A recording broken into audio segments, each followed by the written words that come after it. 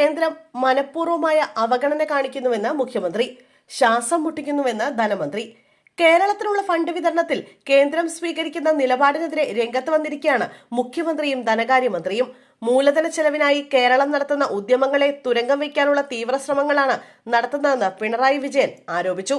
പ്രത്യേകിച്ച് കഴിഞ്ഞ 5 വർഷമായി ഇതാണ് കണ്ടുവരുന്നതെന്ന് മുഖ്യമന്ത്രി വാർത്താ സമ്മേളനത്തിൽ തുറന്നടിച്ചു.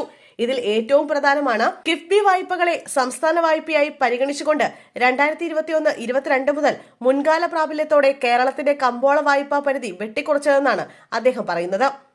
ഗ്യാരണ്ടിയും വായ്പയും രണ്ടാണെന്ന് 1999 റിസർവ് ബാങ്ക് വ്യക്തമാക്കിയിട്ടുണ്ട്.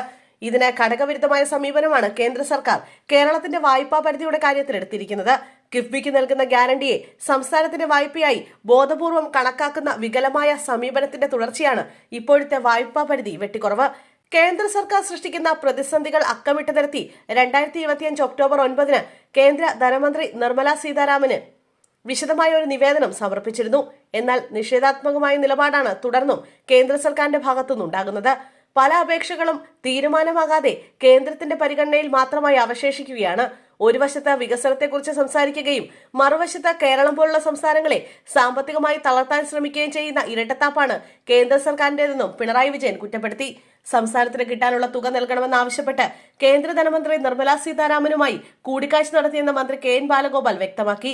കടമെടുപ്പ് പരിധിയിൽ വലിയ വെട്ടിക്കുറവുണ്ടായെന്നും ഇത് സംസ്ഥാനത്ത് വലിയ ബുദ്ധിമുട്ടുണ്ടാക്കുമെന്നും കേന്ദ്രമന്ത്രി അറിയിച്ചതായി ബാലഗോപാൽ പറഞ്ഞു. മുഖ്യമന്ത്രി ധനമന്ത്രിയെ കണ്ട് ആവശ്യപ്പെട്ട കാര്യങ്ങൾ വീണ്ടും ധരിപ്പിച്ചു. തീരുമാനമെടുക്കേണ്ടത് കേന്ദ്രമാണ്. IGST വലിയ കുറവ് വരുന്നു എന്ന കാര്യം അറിയിച്ചു. സംസ്ഥാനത്തെ ഗുരുതരമായ സാമ്പത്തിക പ്രതിസന്ധിയിൽപ്പെടുത്താൻ ശ്രമം നടന്നു. ഇന്ത്യയിൽ സാമ്പത്തിക വളർച്ച ഉണ്ടായ സംസ്ഥാനമായി കേരളം മാറി. GST പെർഫോമൻസിലും കേരളം ആദ്യ 5-ലാണുള്ളത്.